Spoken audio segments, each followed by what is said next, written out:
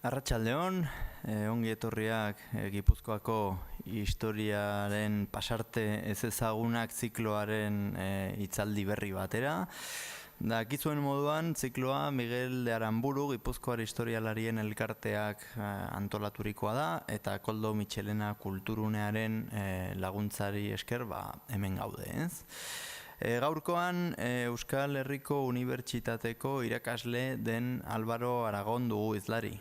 Historian doktore, bere tesian Gipuzkoako basoen ustiapenaren analisi bat egin zuen, aro berrian zehar. Eta ordundik lan anitz argitaratu ditu, 100 bat kontatu ditut, okerez banabil. Eta, denera artikulu, liburu kolektiboetako kapitulu eta hainbat liburuen koordinazio lanak batuz, ez? Besteak beste, euskeraz 2017ko Gipuzkoako historiaren sintesi bat koordinatu zuen. Eta, bere ikerketetan azterturiko gai mordoaren artean gaur bat azpimarratu nahiko nuke sarrera honetan. Merkatarien errealitatera egindako gerturatzeak litzateke hau.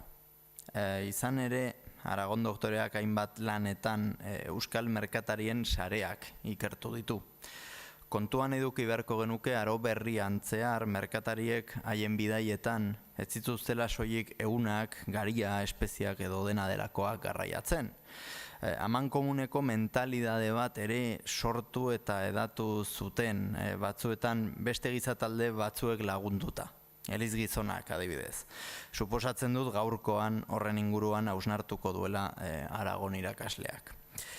Dakizuen moduan, hitzaldiaren ostean galderak egiteko parada edukiko ez dute, beraz, besterik gabe gaurko hitzaldiari hasiera emango diogu. Bere izenburua Euskal Frantziskotarrak eta Pizkundeko merkatari idealaren irudia, Juan Sebastián Elkanoren testamendua. Aurrera, Álvaro. Eskerrik asko, Javier. Eskerrik asko zoi ere, etortzeagatik. Gai honen ingurun hitz egiteko, hau da, Euskal merkatari eta frantziskotarren arteko harremanari buruz hitz egiteko, ezinbestean atzera joz hasi behar. Eta aipatu behar dugu, edo behintzat joan behar atzera 11. mendera arte. Orduan hasten da hiri fenomenoa, hiribilduak sortzen hasten dira, besteak beste hemen gauden Donostia, eta horrek erakartzen ditu inguruko jende berriak, ere kanpotarrak, eta horrek suposatzen du sentsibilitate berriak sortzen direla, ezta? Eta behar berriak ere, behar espiritualak baita. Hoien artean,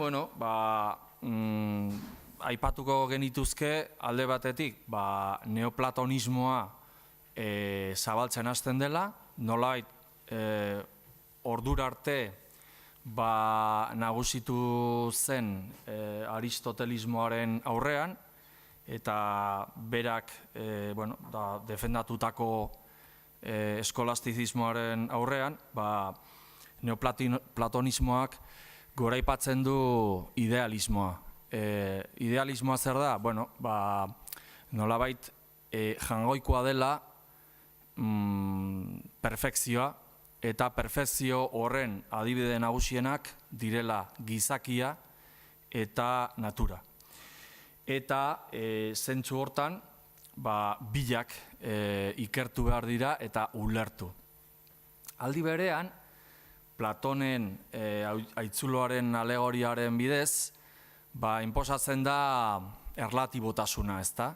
Hain zuzen ere, lehen aipatu dugun eskolastizismo horren aurrean. Eta horrek, ezpaian edo zalantzan jartzen ditu askotan egi teologikoak. Edo behintzat sortzen du eztabaida bat. Hau, batez ere, 14. mendeko krisialdiaren ondoren, nun pixka bat Eliza Katolikoaren irudia zalantzan geratzen den, ze, alde batetik gai dira nolabait salbazioa agintzen, baina bestetik, jendeak ikusten du, izurritak ere apaizak eta eleiz gizonak eramaten ditula. Eta hor, kontraesanak sortzen dira. Horrekin batera ere, batez ere aipatu ditugun merkatarien artean, sortzen da, salbazioa lortzeko jarrera, ez da, bizitzan ere. Eta hortik sortzen da jarrera estetikoak. Estetismoa azken batean zer da, nolabait ondasun materialak ukatu edo ondasun materialei uko egin eta saiatu nolabait bizitza moral edo etiko bat eramaten. Eta hor izango da nun bilek bat egiten duten, Euskal Merkatarik eta frantziskotarrak. Oro har, Europa mailan, esan dezakegu hasiera batetik behintzat, frantziskotarren helburu nagusienak direla alde batetik heresiaren aurka aritzea, eta bestetik, eta oso garrantzitsua izango da, heriotzan laguntzea, hiltzea dijustenei laguntzea. Ta hor egiten dute topore merkatarikin. Zergatik, garaiko eliteek arima salbatu nahi dute, eta hortarako hilobiratzen dira aldarearen inguruan, edo inkluso sortzen dituzte bereziki elizetan edo monastegietan kaperak. Eta kapera horietan hilobiratu egingo dira. Are gehiago, normalean hilobiratzen dira edo hilobiratzen hasiko dira frantziskotarren komentuetan. Eta gainera haien habitua jantziz. Jantziko dute frantziskotarren jantzia nolabait hiltzeko, hilobian.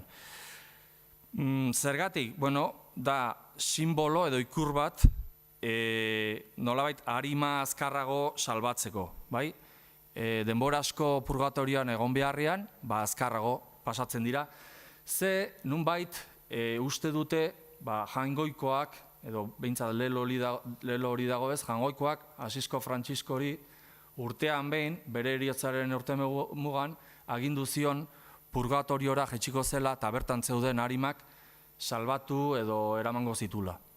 Orduan, horregatik lotzen dira nolabait frantziskotarrei. Uste dutelako azkarrago lortuko dutela salbazioa edo zerura iotzea.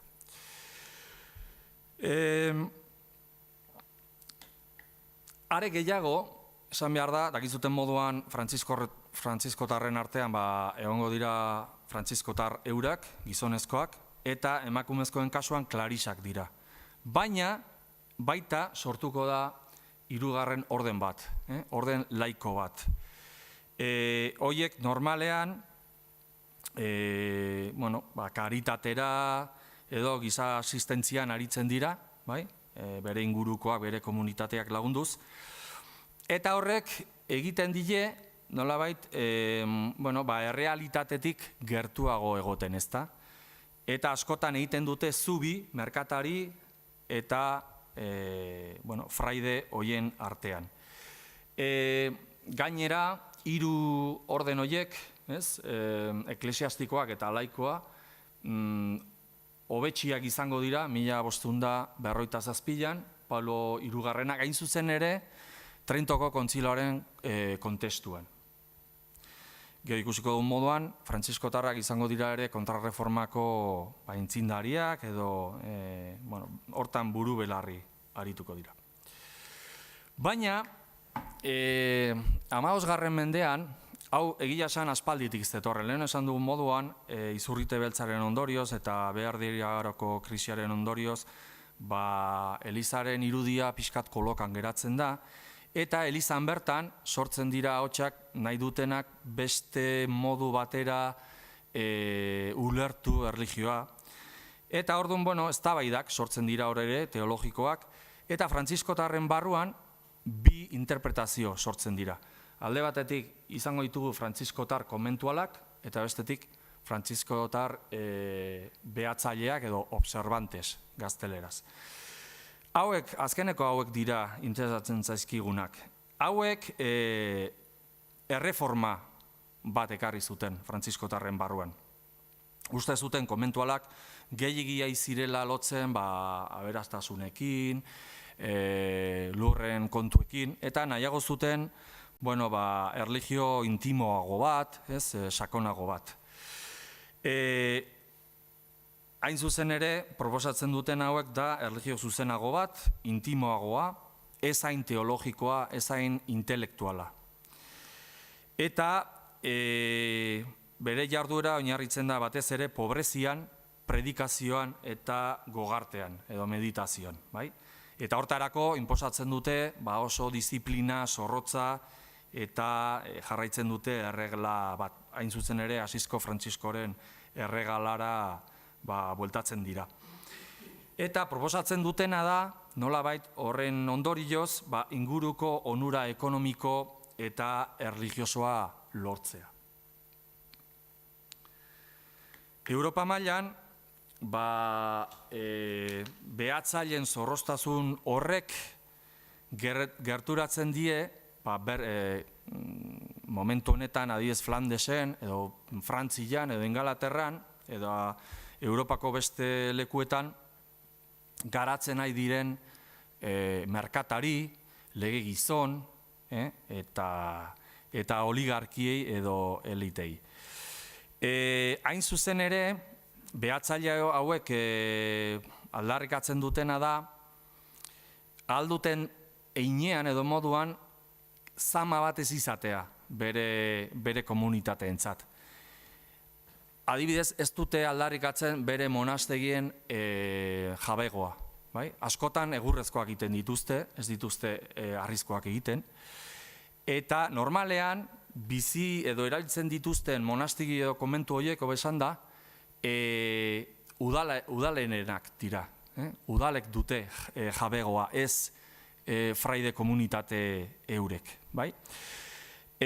Gainea, bere estetismoa, lehen aipatu dugun estetismo hori, hiri kulturarekin oso ondo egiten du bat datoz.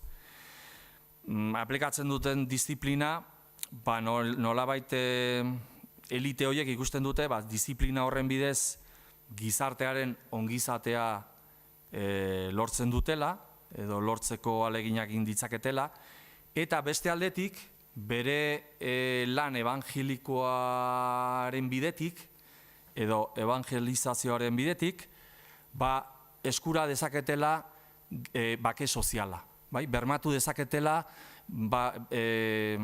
bake soziala eta ekidin ditzaketela gertatzen ari diren, momentu horretan ere, hainbat eta hainbat gatazka sozial, ezta?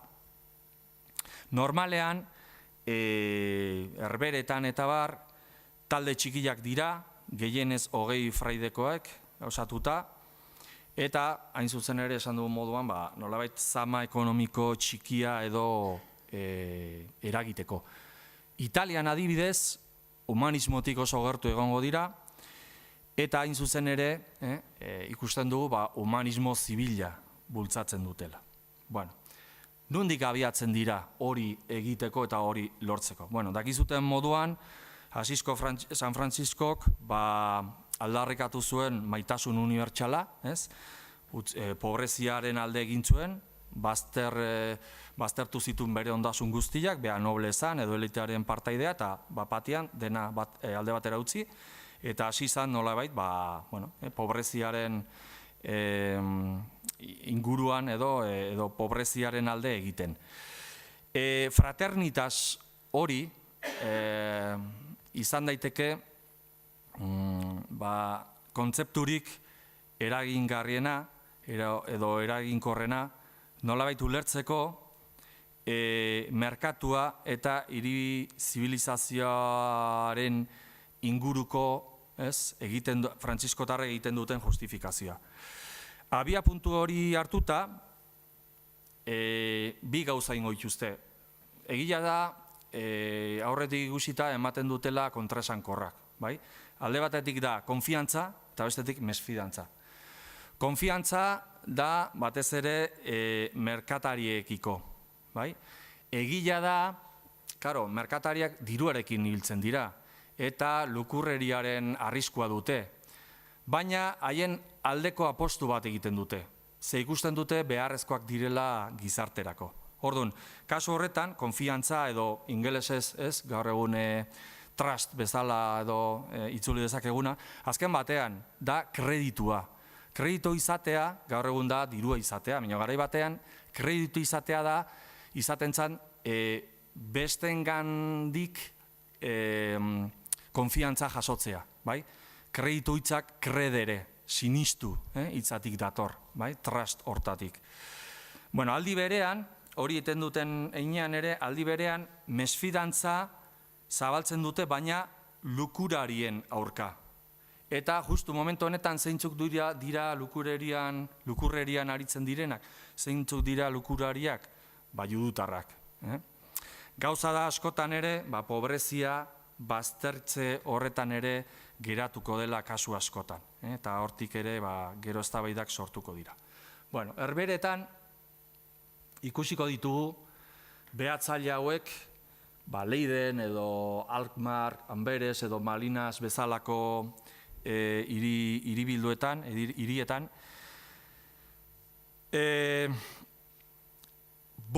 lau edo bost jardueretan, batez ere, evangelizazioan, eta hortarako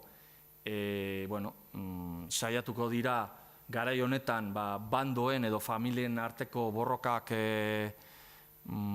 borroken aurka egiten, edo bintza borroka horiek egiten, sermoiak zabalduko dituzte, bere ikuspegi horrekin, ezta, eskuliburuak ere, aitorpen liburu, prediko liburu, nolabait irakasteko zeintzuk diran beraiek proposatzen duten bizitza kristau horren maksimak, nolabait esateko. Eta baita saiatuko dira herri debozioak zabaltzen.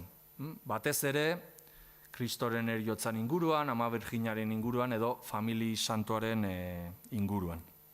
Gero horrek arazoak ekarriko izkile urrengo fase batean edo. Horrek gerturatuko ditu, justu momentu horretan, Europan iparraldean, eta batez ere Herbeheretan garatzen ari den erasmismoa. Erasmok begirunez ikuste ditu, behatzaile hauek, ze ikusten du Elizaren gehiekirien edo espiritu evangelikotik aldendutako praktiken aurkako salaketak egiten dituztela. Eta bea horrekin ados dago. Aldi berean, ere hori da arrazoia frantziskotarrek debotio moderna deritzan mugimendutik oso gertu egoteko. Kasu honetan, debotio moderna 14. mendetik sortzen ari da mugimendu bat, izaten dira komunitate laikoak, baina normalean elkartzen direnak eta fraide bizitza edo bizitza espirituala eramaten dutena komunitate, etxe batean edo. Horren aitzindaria da, hemen dakazuten, ez bildurtu mesedez, Gerard Grote, izeneko gizona, beha izan zen debotio moderna honen aitzindaria. Eta hor ikusten zute egindan irudikapen bat, ez? Gauzak ondo zijusten, baina 1520 aurrera, Herbeheretan batez ere, kritika jasoko dituzte frantziskotarrak. Kontutan eki berdezute momentu hontako kontestua. 1517an Luterok argitaratzen ditu bere 85 tesi, hor sortzen da ja protestanten mugimendua eta hasten da zabaltzen Europa osoan. Eta horren aurrean, ikusiko dugun moduan, frantziskotarrek jarrera nahiko garbia agertzen dute, baina oroar, Herbeheretako elitek kontsideratzen dute jarrera hori kontserbadoregia dela. Eta bere kontserbadurismoaren gatik edo kritikatuak izango dira. Dena dela, jakin behar dugu frantziskotarren artean, eta batez ere behatzaileen artean, denak ez direla kontserbadoreak izango, eta askok humanismora pasatuko direla. humanismo militante batera, nolabait esateko. Bueno, oro har, ofizialki frantziskotarren ordena protestantismoaren aurka azalduko da, bai? Inkluso, 1550etik aurrera, gertatuko diren jazarpenen aurrean, beste leku batera begiratuko dute. Inkluso, frantziskotar batzuekin gertatzen diren jazarpenekin.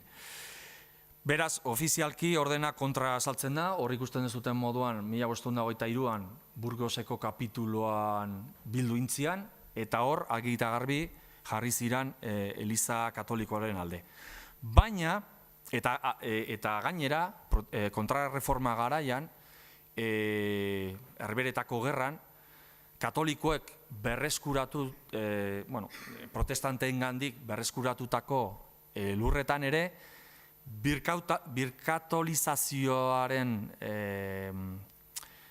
protagonistak izango dira batez ere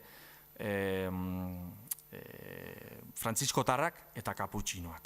Bueno, halere, frantziskotarren artean, behintzat norbanako askok, alde batera utziko dute katolizismoa, ze uste dute ez daude bat ere ados baita santuak daraman jarrera totalitarioa, eta pasako dira protestantismoara. Askok eta askok. Dakizuten moduan, adibidez, Ingalaterran, Enrique VIII botere hartzen duenean, eta Eliza Anglikanoari hasiera ematen dionean, monastegiak eta konbentuak bertan behera geratzen dira, desamortizatuak izaten dira, baina hor bizitzen ziren frantziskotar askok pasako dira apaiz protestanteak izatera. Bueno, hemen sartzen gera, askotan, behar bada entzuna eukiko ez dute, askotan esan ohi da, 20. mendearen hasieran, Max Weberrek, soziologo alemaniar batek, idatzi zuen etika protestantea eta kapitalismoaren espiritua. 1905, 1906 urtean, naiz eta gero itzuli gintzan hamarkada batzuk geroxago. Eta beti hartu da lan hau pixka justifikatzeko zergatik Europako iparraldeko herrialdetan garatu zen kapitalismoa eta aldiz Mediterraneoan etzen garatu. Eta beti esan da, etika protestanteak edo protestantismoak zeukan astetismo hori lagundu zuela, kapitalismoa garatzen. Nire teoria, eta hortan hasi da nirekin ikasten ari dan ikasle batek,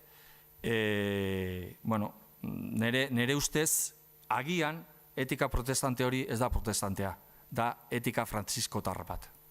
Eta protestantek frantziskotarren gandik hartu zuten, ikusiko dugun moduan. Azken batean, frantziskotarrek aldarrikatzen dutena da justizia solidario bat.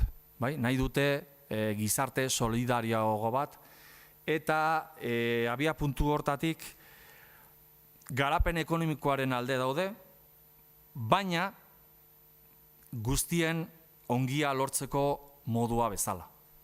Ez aberastasuna, berezko aberastasuna lortzeko, baizik eta guztien ongia lortzeko.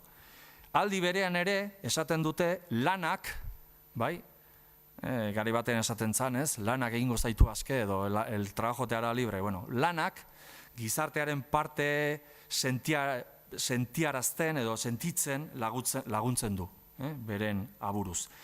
Beraz, proposatzen duten ikuspegia da gizartearen kontzeptu solidario bat, gehien bat. Hau da, sortzen dute etika ekonomiko bat, guztien ongia lortzeko. Merkatua humanizatzen saiatzen dira. Progresoaren alde jartzen dira, baina solidarioa eta nolabait giza mailaketa leuntzen badu, hor dago gakoa. Beraz, irabaziaren alde daude, baina baldin eta gizartera bueltatzen bada. Bai? Lortutako irabazi horiek gizartera bueltatzen badira.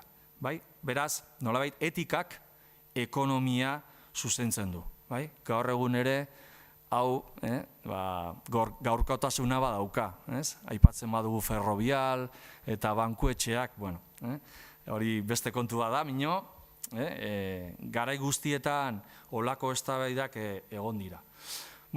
Horrek ematen ditu frantziskotarrak etika maila horretan prezioen zuzentasuna eztabaidatzera. Eta horien artean, goraipatu behar dugu Pedro de Juan Olivi, gero beak esandakoak jarraituko dituzte beste batzuk, adibidez Dans Escoto, oso famatua dena, edo Bernardino de Siena, eta barrekoak. Beraz, Pedro de Juan Olivik garatzen du prezio zuzenen edo salonerri zuzenen teoria, eta baita bera da, edo bera kontxida dezakegu, baitetxen aita. Zer dira baitetxeak? Gazteleraz esango genuke cajas de ahorro y montes de piedad. Gure garai batean kutxa eta horiek zeramaten leloa edo, gaur egun justu fundazioa bihurtu dira, eta hor zatitxo hori hor mantentzen dute. Naiz eta, egia esan, baitetxeen eta horien helburu nagusienak alde batera utzi. Da pixkat nolabait oreka mantentzeko modu bat. Baitetxe horiek,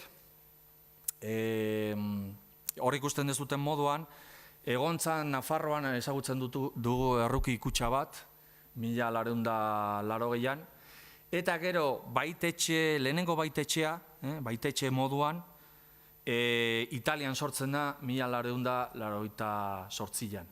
Modu ezberdinak daude, batzuk dira pekuniarioak, batez ere dirua mailegatzen dutenak, gehien bat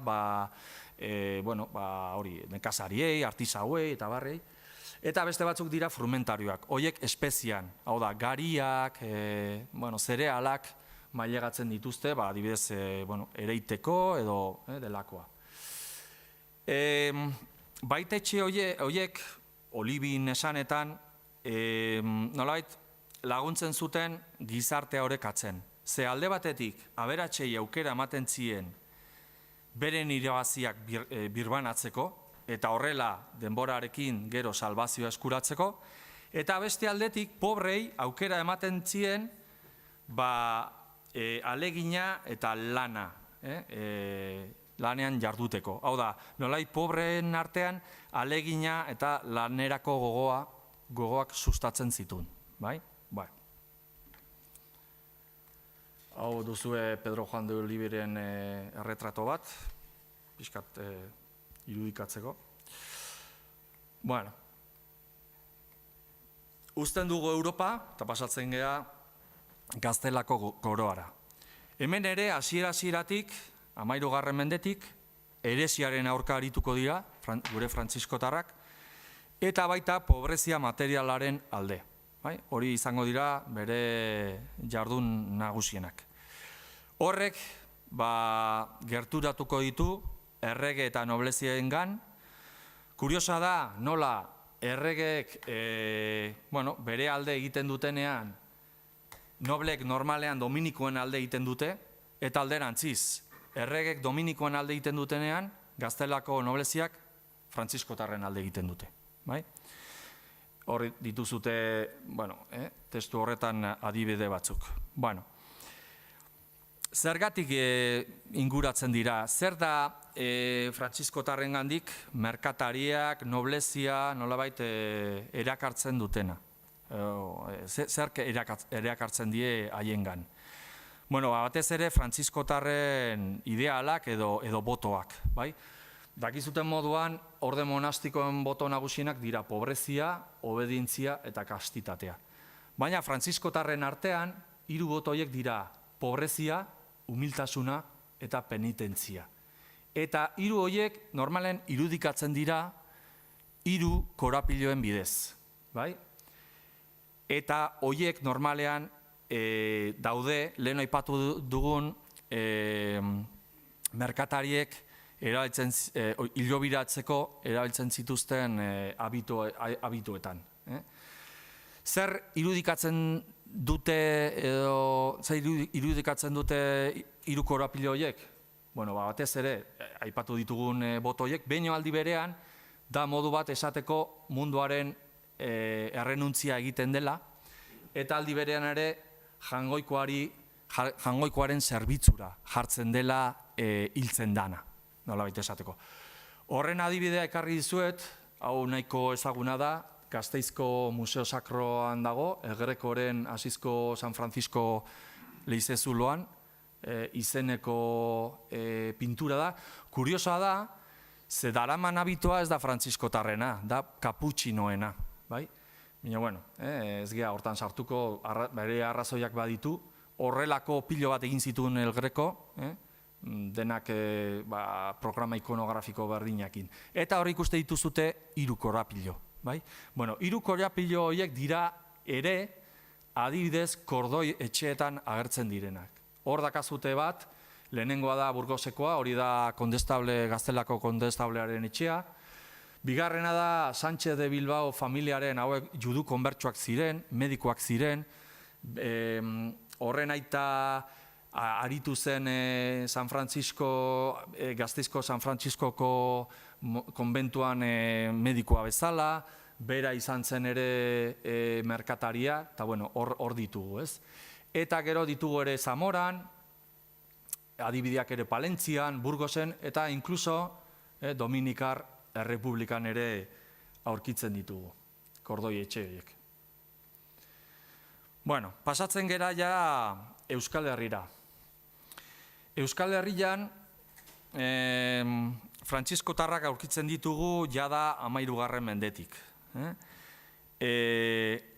Gainera, Gasteizen kokatuko da Kantabriako probintziaren hiriburua, bertan zion. Horrek adira ematen digu, zenolako garrantzia zeukan, edo eukiko du ordenak Kantaurian eta Euskal Herrian bertan.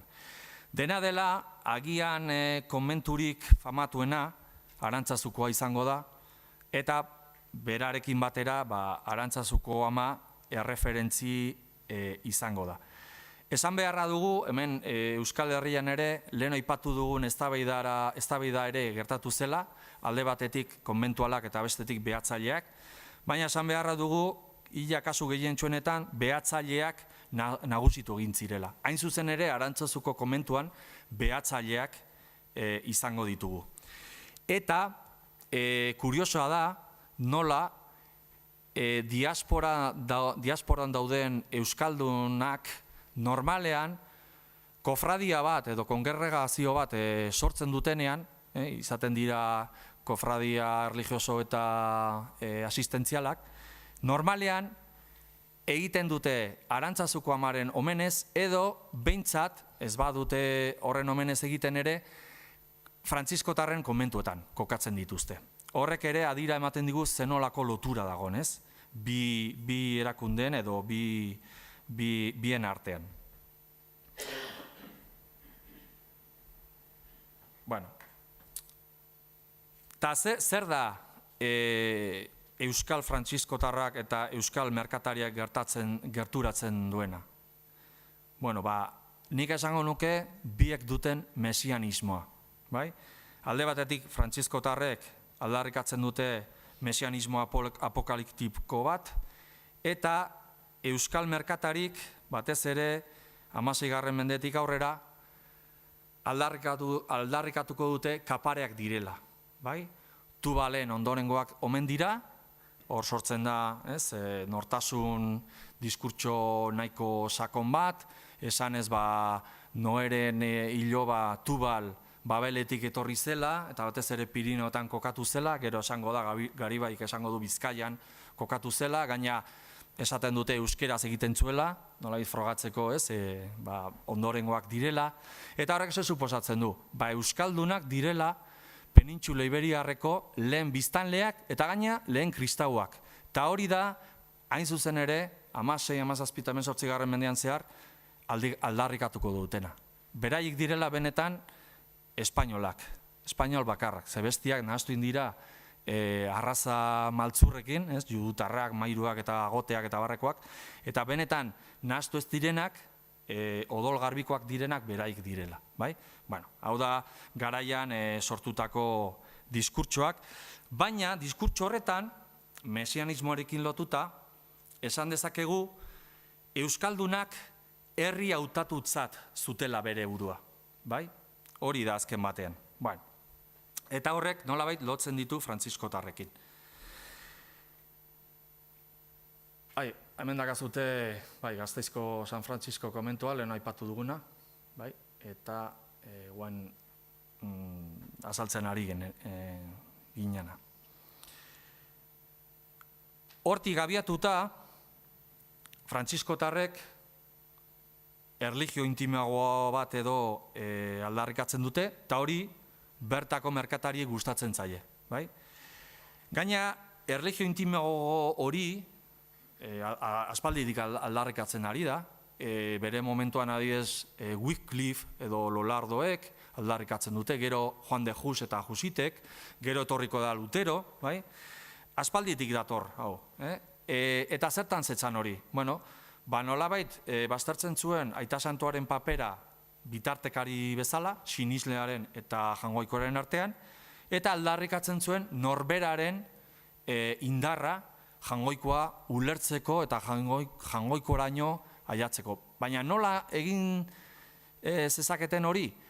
Ituna irakurriz. Ze uste zuten ituna zela egia manifestua, ez? Jangoikoak bere egia transmititzeko erabili zuen tresna nagusiena. Ez Elizaren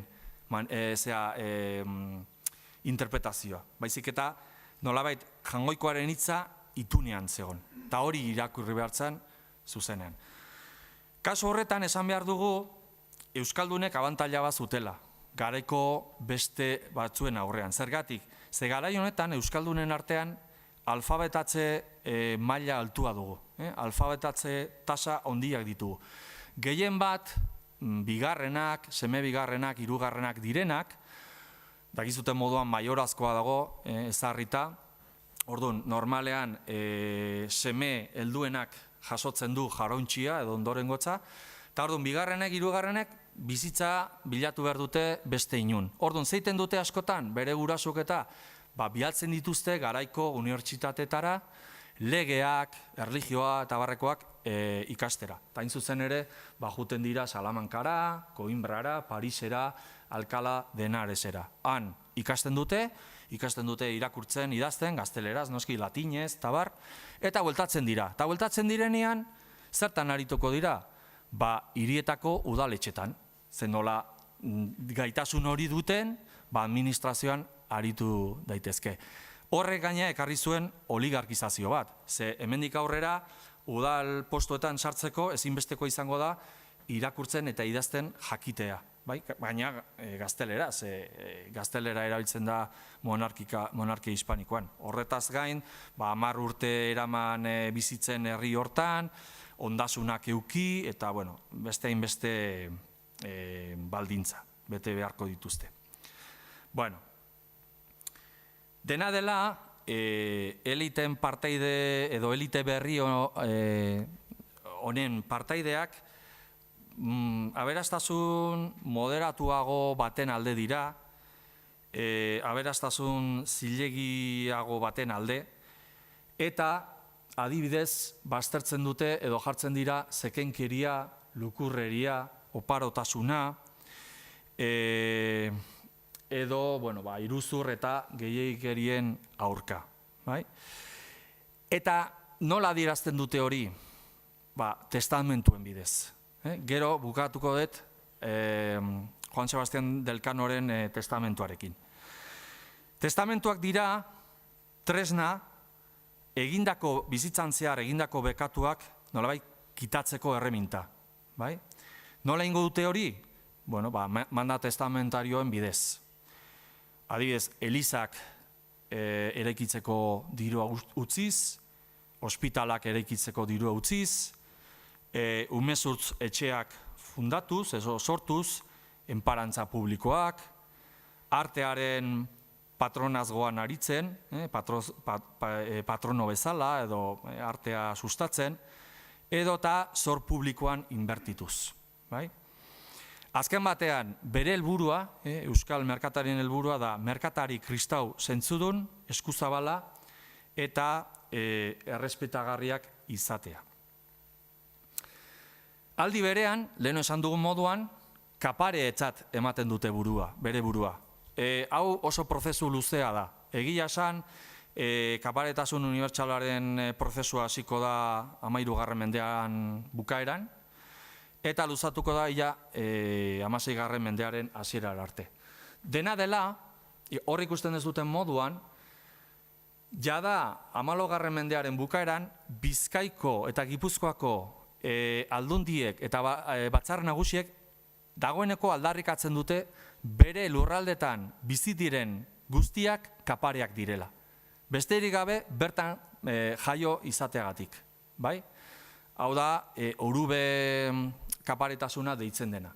Egia da, 1527 arte ez dela erregeak ez duela hobetsiko, ez duela berrestuko hori. 1527an Gipuzkoako eta Bizkaiko kaparetasunak berrestuak izango dira, Carlos lehenengoak berrestuko ditu. Hemen badago eztabaida historiografiko bat, historialari batzuek esaten dute benetan Gipuzkoakoa ez dela hobestuko 1608 arte, hor beste gai batean sartuko ginak eta egin naiz hortan sartu nahi. Baina, ze suposatzen du noble izatea?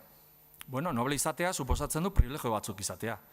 Zergak edo jaurgo zergak ez ordaintzea, zerga batzuengandik salbuestua egotea, eta agian importantena. Ezin dira edo auzitegi arruntek ezin dituzte auzipetu. Hortarako izango dute auzitegi berezi bat. Txantzilleria juten direnean, bertan dago Sala de Bizkaia deritzan, ganbara bat, batez ere euskal kapareak direnentzat. Edo bestela, zorrak badituzte, eta pentsatu hau ze garrantzitsua den merkatarientzat, zorrak baldin badituzte ezin dira gartzelaratuak izan. Alde hortatik privilegio batzuk dituzte. Baina bestetik kontutan ikusi behar dugu, noble izateak suposatzen duela ere bai, nolabait balore batzuk dituzula. Besteak beste, zintzotasuna, ohorea, egiazaletasuna, bertutea, ausardia eta leialtasuna. Hau da, garaian, kreditua izatea. Beste guztiek zuregan sinistea, konfiatzea. Konfiantza pertsonala momentu honetan oso garrantzitsua da merkataritza eta ekonomian. Eta hortik sortuko da, nolabait, burges onaren irudia. Batez ere, esan dugu moduan, frantziskotarrek sustatuko dutena. Eta merkatarien interesa, nolabait, frantziskotarrekin aritzeko, bi hildotik dator. Hau da, interesa bikoitza da. Alde batetik, hilobiratuak izateko, eta lehen esan dugun moduan, lehen baino lehen salbazio eskuratzeko, eta hortarako, frantziskotarren abituarekin hilobiratuko dira. Ohitura hau mantenduko da 15. mendetik, 18. mendera edo 19. mendera arte. Horien kasuak ikusi ditugu ere dokumentazioan bidez, Gasteizen, Araban eta hemen Gipuzkoan ere. Testamentuan esaten dute, que se me entierre con los hábitos de San Francisco eta de los franciscanos eta hori. Hori alde batetik. Eta bestetik, zein da interesa? Frantziskotarrekin aritzea dela modu bat ere bere alabak, merkatarien alabak, eta ez geizki hartu hitzau, kolokatzeko. Hau da, irtenbide bat, irtenbide duin bat emateko. Eta horregatik, inbertitzen dute konbentuak fundatzen, kaperak eraikitzen bertan hilobiratzeko, eta gero ere bai, bere alabak sartzen dituzte konbentu horietan, batez ere Clarixen konbentuan, noski, bai? Eta Clarixen konbentuan, zertan aritzen dira? Bueno, gehien bat moja bezalak, eta hor ja dote handiak dituztenak, eskuratzen dute abadesa kargua. Orduan, horrek ere prestigioa eta maila soziala ematen die leinu horiei. Azken batean, emakumezkoak, gizonezkoak ere, dira leinuen estrategiaren parte bat. Eta bukatzeko, aztertuko dugu, geratzen zaizkida 10 minutu hauetan, gutxi gora bera, Elkanoren testamentua. Elkano ekarri dut, baina aipan ezaken, lehen aipatu dugun Sánchez de Bilbao, aipan ezaken ere famatua, azken hilabetetan famatua den Ochoa Álvarez de Isasagak, ordiziarra, nunbait 1530 inguruan idatzi zuen ezagutzen den, gaur egun ezagutzen dugun Gipuzkoako lehen historia, hain zuzen ere hor ja sartzen du tubalismoa, sartzen du eusko kantabrismoa eta lelo guzti horiek. Baina hartu dut Elkano, zergatik? Gaude Elkanoren urtean, oen dela gutxi ere Elkano fundazioak bukatu ditu bere lanak, oso entzutetsu moduan, eta nahi nun ekarri pixkat hori gogora. Elkano, kontsidera dezakegu kristau katoliko, jainkozale, errukior, eskuzabala eta humanista. Zergatik esaten dut hau? Fijatzen mazeate, bere testamentuan, mandetan, ikusten dugu, getaian, limosnak, esekiak eta urtekoak ospatzeko dirua uzten duela, eta agindua uzten duela. Aldi berean ere, bere bidai guztietan, bisitatu egin dituen elizak eta elizei ere ematen die diru xosak, ezta? Adibidez, horra aipatzen da Alakanteko Santa Veronika eliza, hain zuzen ere Clarixen konbentua den Alakanteko Santa Veronika. A Coruñan ere Frantziskotarren konbentua, Galiziako Kompostelako Santiago eliza eta Urdanetako San Martin Baseliza ere baselizari ematen die diru kopuru batzuk eta bar. Hortaz gain, lehen esan dugun moduan ere, nolabait bere arima salbatzeko, bahituentzat dirua ematen du, horrez zebun geratu zen lagun batentzat, eta baita musulmanek baitutakoentzat. Eta gero pobreen kasuan, Getaiako San Anton mendian kokatu da zeon Lazaretoa edo San Lazaro konbentuaren txat, baita Hiribilduko ospitalearen txat, eta herriko 30 pobren txat, ze herri bakoitzak izaten zuen bere pobre matrikula, kanpoko pobre bat etortzen bazan, kanporatzen zuten, edo beste herri batera bidali, edo justiziari diltzen zioten. Bakoitzak zeukan bere, herri bakoitzak zeukan bere pobren matrikula. Eta hoiei ere dirua eskaintzen die. Gero, Gipuzkoa mailan, Arantzazuko eta Junkaleko amei, uzten die manda batzuk, eta gero ere bai, Sasiolako San Frantziskotarren konbentua, deban dagoena, hain zuzen ere, Jofre de Sasiola beste merkatari batek sortutako konbentua, eta Aizarnako Santa Engrazi Baselizari. Hori da, beak erabiltzen duen sistema, nolabait bere bizitzan zehar egindako kalteak edo zor espiritualak gainetik kentzeko. Bukatzeko, ondorio moduan, esan dezakegu Elkano, beste inbeste euskal marinel eta nabigatzaile bezala, edo inkluso beste europear merkatari eta nabigatzaile bezala, ze hau ere ikusi daiteke Ingalaterran edo Italian, merkatari onaren arketipoa beteko du. Bere testamentuaren bidez, bizitzan zehar egindako akatsak kitatuko ditu, ikusi dugun moduan, esan bezala Ingalaterran edo Italian beste hainbeste egin zuten bezala. Garaiko etika ekonomiko horren eta merkatu ekonomikoaren garapenean, nik uste dut eztabaida ezina dela frantziskotarren papera. Hain zuzen ere, lehen esaten nizuen moduan, nik uste dut etika protestantea hitz egiteaz baino, hitz egin beharko genukela etika frantziskotar batetaz, bai? Max Weberrek esaten du,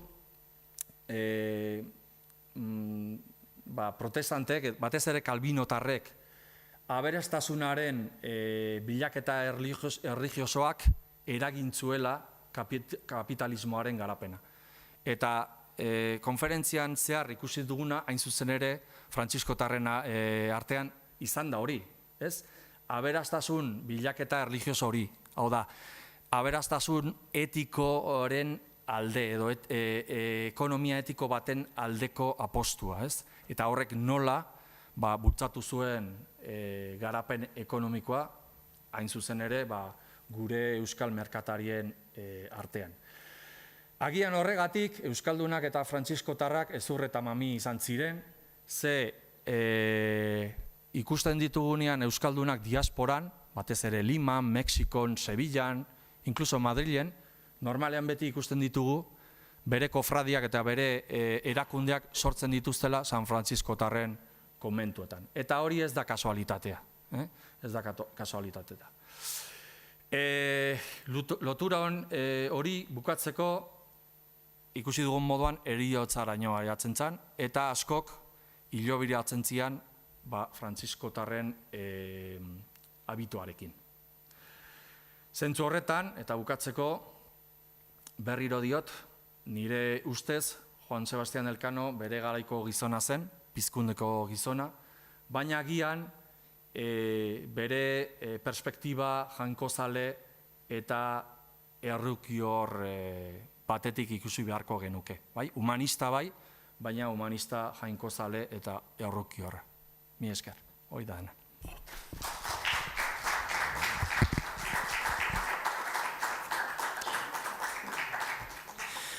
Bueno, ondo, mila esker, Álvaro. Max Weberren berrirakurtze kritiko eta mamitsu honengatik, ez? Nik uste gai asko jorratu direla eta atera direla, eta ziur hainbat galdera egongo direla ere, beraz mikrofono hartuta egin ditzakezute.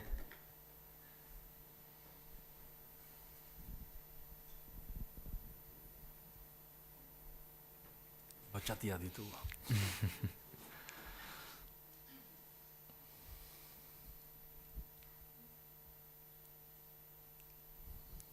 Ez da inora animatzen? Ikastea juntzila Salamankara eta Coimbra eta olako lekuetara. Ze motatako jendea zen hori, hirietako jendea, nekazarietatiken igual zailago izan zen, ez? Batez ere 14. mendetik aurrera, nahasketa bat hasiko da ematen landa eremuko kapare, leinu edo famili, aede nagusi, eta hiribilduetako merkatari letradun familien artean. Hau da, nahasketa bat dago. 16. mendetik aurrera sortzen da elite edo oligarkia berri bat. Eta azken batean nahasketa bat da. Eta dira hoien semeak ikastera jungo direnak. Kasu askotan ez dira, hasiera baten ez dira aide nagusien familiak. Hoiek ez dira horren oso aldekoak. Baina bai, familia hoien sasikoak direnak, hainaz adibidez pentsatzen Ortide Zarauz, hoiek ez dira Zarauztarren aide nagusi familikoak, baina bai dira sasikume edo sasi leinu bat, bertatik sortu zena, eta horiek semeak bidaliko dituzte, Coimbra, Paris ikastera. Normalean, herrian bertan hasten zian, paiz batekin edo konbentuan ikasten zuten, primeras letras deritzan hori, eta gero ja saltoa egiten zuten legeak eta horrelakoak aipatutako unibertsitate horieta. Karo, ikasketak egiteko dirua bertzen, aberatsak dira, nola esateko. Baina aldi berean ikusten dute, bere bidea egin dezaketela errege administrazioan. Eta pentsatu behar dugu, ia 14. mendetik aurrera, gertatzen ari den prozesua dela estatu modernoen eraketa. Eta estatu moderno hoien oinarria da batez ere burokrazia, administrazioa. Orduan, idazten eta irakurtzen dakina, abantaila bat dauka. Hor dago pixka gakoa. Kalkulak egin ditut nik eta gutxi gora bera, udaletxetan garai honetan aritzen zirenen euneko 25 ikasketak zituzten, gutxi gora bera. Oaindikan badaude batzuk idazten edo irakurtzen ez dakitenak, eta esaten dute, no sabe firmar, edo. Baina gehientsuenak, hortan aritzen direnak, batez ere diruzain moduan eta ikasketak dituzte. Eta hori abantaila da, ze hasten dira tokian tokiko administrazioan, gero monopolizatuko dute lurraldeko administrazioa, hau da, batzar nagusiak, aldundia eta bar, eta azkenean ingo dute saltoa Madrilera, gortera. Eta hori da bidea.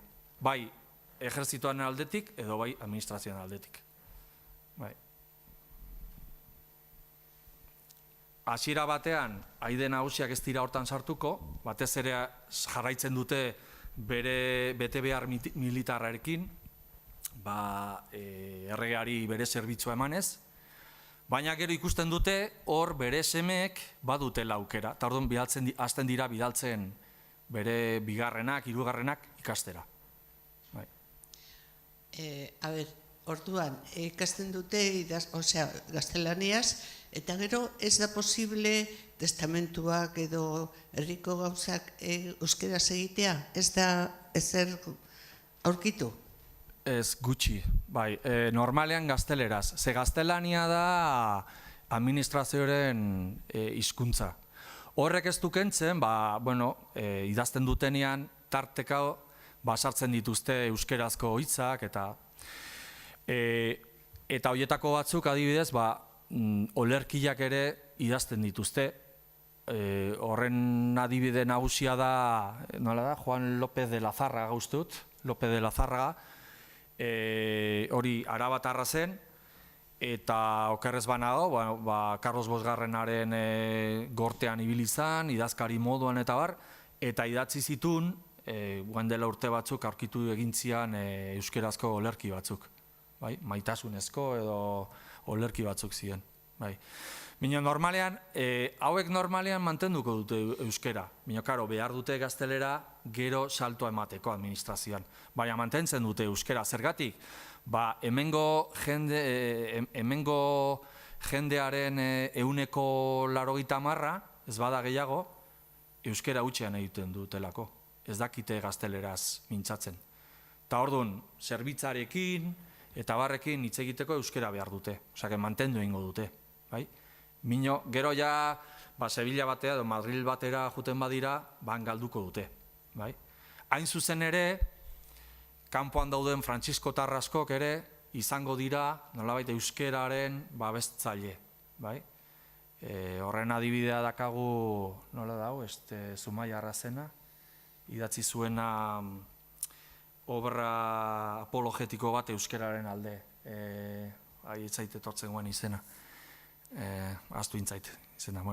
Zumaia Arrazen eta 17. mendean Limatik edo idatzi zuen euskeraren aldeko apologia bat. Euskera bazekiten, baina ez zuten, idazteko ez zuten erabiltzen. Edo gutxi.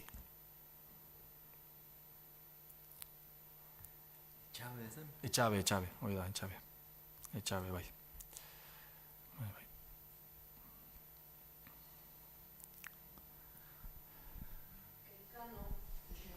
Bai. Azaltzen duzu baita ere merkatal onaren arkeotipoa edo etikoa, baina aberastasunak ere lortu zituen, ez? Bai. Zenbat lekuetara gautzi zuen bere testamentuan, zen nahi du, bazituela aberastasunak baita ere? Bueno, bai, gauza da, erregak agindu zilona etzula inoiz kobratu. Hori kobratu bazun, agian aberatsagoa izango zen. Eta agian etzan berriro enbarkatuko, ez, bigarren Loaizaren espedizioan, ez dakigu. Baina, bueno, bere garaiko maila ona zeukan, bai. Badakigu adibidez, Ernesto García egin zuen bere garaian ikerketa bat, Getaiko zerga kontu bat edo aztertuz, eta elkanotarrak agertzen dira Getaiko oligarkiaren goigoian, bai, goigoian, osea que, bueno, familia aberatsa zen, bai. Gainera, pentsatu behar dugu ere, bueno, merkataritzan aritzen zela, izan zuen bere barkoa, eta aritu zen Mediterraneotik, gero galdu intzuen, eta hain zuzen ere, naizta debekatua egon, saldu ziren Napoleseko, ez, Genovako batzuei, eta horrexegatik erregeak zigortu gintzun, eta hain zuzen ere horrexegatik enbarkatu gintzan Magallanesen espedizioan. Baina, bueno, zanait merkataria zela, eta garai honetan merkatarik normalean suerte eukiezkeo, bueno, jende aberatsa zen, maila altukoa bai.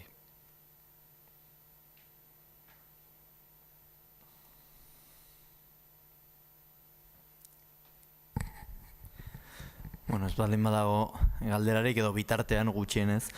Aipatu duzu, bueno, zalantza baino gehiago ezakit, hausnarketa bada, nola sortzen den etika hau, eta nola bait frantziskotar hauek daudela garapen ekonomikoaren alde, baino gero baita ere gizarte osoarentzat edo gizarte hau nola baiteko ekilibrio batean mantentzea, ez? Horren alde. Orduan, zakit aurkitu ote dezun edo badagoen frantziskotarren beste termino historiografiko baten abiltzearen ekonomia moral moduko bat. Hau da, frantziskotarrek ere defendatu zuten herri xehea edo dena delakoa nolabaiteko matxinadaren batean edo horren pistarik badaukagu? Ez, hain zuzen ere leheno aipatu dut lukurreria edo baztertzen dutela, eta nolabait ere mesfidentza edo edatzen dutela, batez ere lukurarien aurka.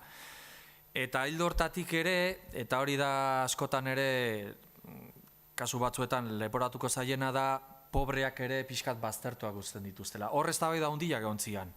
14. mendean, eta bar. Ze, karo, San Franciscok aldarrikatzen zuena zen pobrezia. Ordu, nola uztartu pobrezia eta aberastasun hori, hor arazo handiak egon zian. Bueno, konpondu zuten pixka bat hori. Esan dudan moduan, aberastasuna bai, baina bueltatzen bazan gizartera. Ta modu batean hori da ekonomia moral bat. Zana, Thompsonek proposatutako teoria hoxe da. Hau da, nik zuri ematen dizut agintzeko aginpidea, erabakiak hartzeko aginpidea, eta zuk trukian bermatu behar didazu horniketa demagun duin bat, ez? Azken batean horregatik dator prezioaren zuzentasuna edo duintasuna, debate horiek eta eztabaida horiek noski daudela hor. Deitzea ekonomia morala, bueno, kontzeptu hori 20. mendearen 60. hamarkadan sortu zian, Thompsonek, baina nik uste dut oso aplikagarriak direla, noski, bai, ziaro, nik esango nuke. Hain zuzen ere, Euskal Herri mailan, zergatik etzian matxinadak gertatu ia 17-18. mendean arte. Hain zuzen ere, ekonomia moral bat zeolako. Ekonomia moral hori zeinek bermatzen zuen? Foruak. Eta foruen barruan, alde batetik kaparetasun unibertsala, nolabait gizartea orekatu, juridikoki orekatzen zuena, etzeon maileketearik, nahiz eta ekonomikoki, noski, hortik aurrera mailaketa batekon, eta bestetik zein? Merkataritza askatasuna. Hau da, aduanak egongo dira barruan. Nafarroan, Gasteizen, Orduñan, Balmasedan, ez dira kostan egongo. Horrek bermatzen du edo baliatzen du bertako merkatuan merkatu frankoa izatea. Esan nahi diet, nola lortu zuten oligarki horiek aipatu dugun oligarkizazioa burutzea? Nola permititu edo nola utzi zieten besteek, ez? Gaina kontutan izanik, hemendik aurrera herrixeak ezin izango duela postu horietara jatu. Ze gazteleraz idazten da irakurtzen jakin behar dute, aberastasun kopuru konkretu bat eduki behar dute, osea, ziaro baztertuta, baina onartzen dute, zergatik onartzen dute. Sabela tripa betea dutelako. Baina hori hasiko da puskatzen 18. mendean. Hain zuzen ere matxinadak, ez? Gari matxinada, aduanen matxinada, zerealen matxinada, horregatik sortzen dira. Edo hori da ekartzen dutena. Hau da, 18. mendean ekonomia moral hori desagertu iten da, puskatu iten da. Ze hori inposatzen da, ikuspegi libre kanbistago bat, kapitalistagoa bat, nahi badezu. Ordurako ja, frantziskotarrek esan nahi gutxi dute, eta inkluso jesuitak ere kanporatua izan dira, hain zuzen ere hori bera defendatzeagatik. Bueno, ez dakite... Nik gehiago kontrolatze ditudan frantziskotarra dira, 19. mende hasierakoiek, Bilboko konbentuan daudenak, eta merkatarien aurka doazenak argi eta garbi, ez? Orduan, hor kontraste badago, eta nik uste azaldu ezunarekin lotuta dagoela. Nik gehien bat finkatu naiz frantziskotarretan, ikusten dut geho diasporara edo juten diren euskaldunak bere gana juten direla. Badago salbuespen bat, adiez Potosin Agustindarren konbentu batean ezarri zuten bere Arantzazuko amaren kofradia. Baina, bueno, garai honetan ohikoa da frantziskotarren, dominikotarren, kaputxinotarren, jeronimotarren edo agustindarren artean. Baina egila da agian frantziskotarretan gehiago nabaritzen dela. Hortan antzindariak dira. Bai. Eta beste gainetik edo kokatzen direla.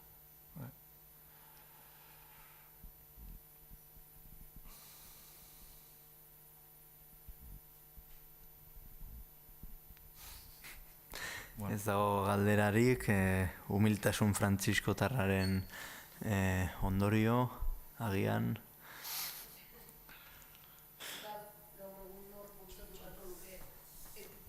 Gaur egun hor bultzatu horko. La pregunta del millón, esaten den moduan, auskalo, ez dakit. Merkataritza etikari. Argi do, behar bada herriak berak bultzatu beharko lukela olako ez etika moduko bat. Ze gobernuen eskuetan edo lobietan uzten badugu ez dut uste, haiek daude gehien bat dirua egiteko. Eta etikoa edo etikoa ez den bostaxola, no, esateko. Egia esan, lehen aipatu ditugun baitetxe horiek ere, edo nola dira, gazteleraz, Montes de Piedad y Cajas de Ahorros, horiek sortu zian erdiaroan, baina gero bultzada handia izan zuten 18 eta 19. mendean. Hain zuzen ere, lehen aipatu ditugun matxina den kontestu horretan. Eta zi izan zan, udaletxek, herrik beak, ikusi zuen horren beharra. Karo, ez zeuden garai hortan ez zeuden banketxeak. Guandikan, hasiko dira garatzen. Eta orduan, ez zeon kreditua nekazarientzat edo artisauentzat. Orduan, sortu zituzten erakunde horiek, hain zuzen ere, nekazariei dirua mailegatzeko edo kreditua emateko, edo inkluso behar zituzten haziak emateko. Askotan hortarako izango dira.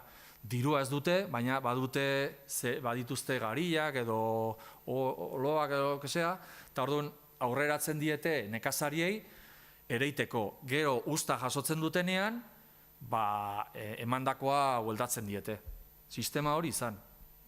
Eta, gaur egun nik uste ez dut hori ikusten. Ez dakit. Zaila ikusten dut. Egia esan zaila ikusten dut. Hoien menpe gaude eta ez dakit nik aukera gehiagi badugun, ze interes oso handiak daude. Ez dakit, ez bada hori guztia, ez badu porrot egiten eta gauza beharriro hasi, eta modu xomean poliki-poliki ez dakit nik hori gaur egun posiblea den. Bai, Gabon. Kaixo. Komentatu izan duzu, euskal merkatariek eta nolako hartumanak izaten zuten Frantziskotarrekin. Pentsatzen dute bai, Sevillan, Bartzelonan, Madriden ere, merkatariak izango ziren ere, eta horiek zergatik ez zuten aukeratzen Frantziskotarrak, ez zuten bere bizia nola baitola beste munduan salbatu nahi, edo Bai, ez, lotura horiek ere badaude, kanpoan. Gertatzen dena da, nik pixkat zentratu naiz euskal kasuan, bai. Gauza da, euskaldunek berezitasun handiak izan zituzten, batez ere diasporan, zergatik. Lehen esan dugun moduan, bere burua kaparetzat dute, hau da, nobleak dira. Hori ez da gertatzen beste lekuetan, bai? Hori alde batetik, eta gero bestetik ere, badatakate herritartasun kontzeptu oso indartsua, bai? Euskalduntasuna, baina ondo ulertu idazue. Garai honetan euskalduntasuna gauza kontzeptu oso malgua da. Bertan sartu ditzakegu Burgos iparraldeko jendia, Santanderrekoak, dena kantabriak dira, bere burua kantabri hartzat dute. Askotan ez da esaten bizkaino euskalduna, esaten da kantabro, bai? Orduan, lotura handiak dituzte, eta batez ere jatorrian oinarrituak. Hori gertatzen da beste penintsuletako herrietan edo lurraldetan, baina ez da nabaria, bai, hori da kontua. Estadistika bat egingo bagenuke, agian ikusi dezakegu beste lekuetan ere Frantziskotarren komentuetan kofradiak sortzen direla. Ez dizut esaten, baina euskaldunek berezitasun horiek dituzte. Eta horrexegatik goraipatu nahi nituen. Bai, adibidez euskaldunak gero Madrila dijuztenian, hasieran egontzan proiektu eman komun bat Nafarren eta euskaldunen artean. Gero Nafarrek beria sortu zuten, San Ferminen kongregazioa Madrilen, eta gero euskaldunak beria egin zuten, 1713an, banatu intzian.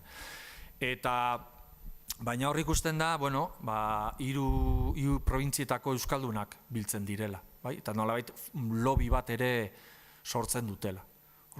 Alde hortatik esan dezakegu, herritartasun paisanaje deitzen zaio horri gazteleraz, oso muñekoak zirela, eta orduan lotura handiak zituztela hortan. Eta gaina euskalduntasun hori, arriskuan dagonean, babesten dute denek.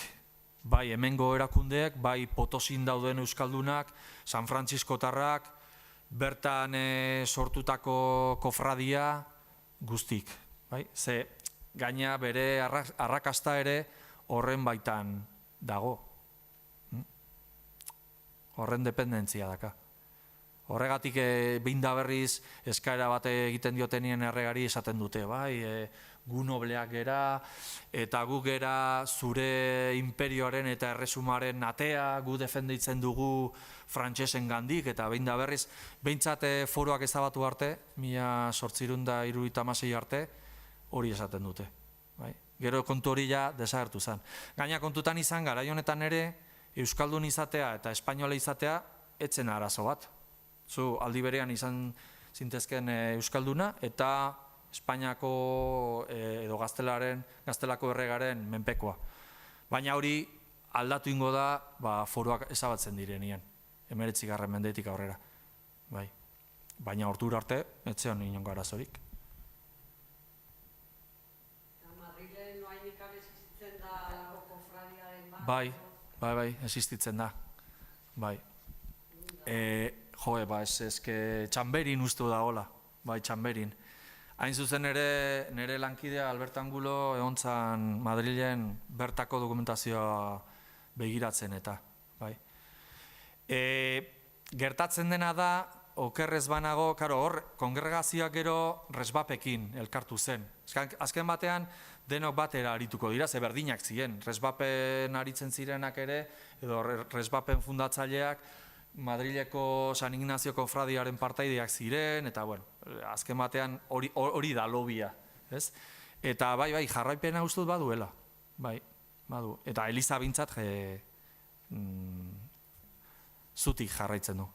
Egia da ja ez dela 18. mendeko ze hori, da 19. mendekoa, ni argazki batzuk ikusi ditut, baina bai, mantentzen da. Bai. Eta okerrez banago San Fermingoa ere mantentzen da, ez? Nafarren, bai, Congregación de los Navarros de San Fermín, edo hori mantentzen da. Hiltzen mendira gaur egun. Bai, bai, bai.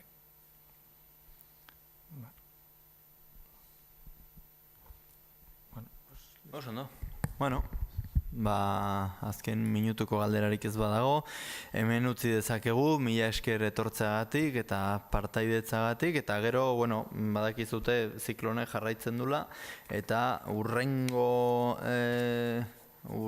sesioa apirilaren 25ean izango da, erderaz, eta gaia berriro elkanoren mundura garraiatze gaitu, gaia litzateke muertes y enfermedades en la primera vuelta al mundo de Juan Sebastián Elcano, el eskorbuto. Beraz, ongi etorria zarete baitere ontara noski. Mila esker. Eskerrik asko.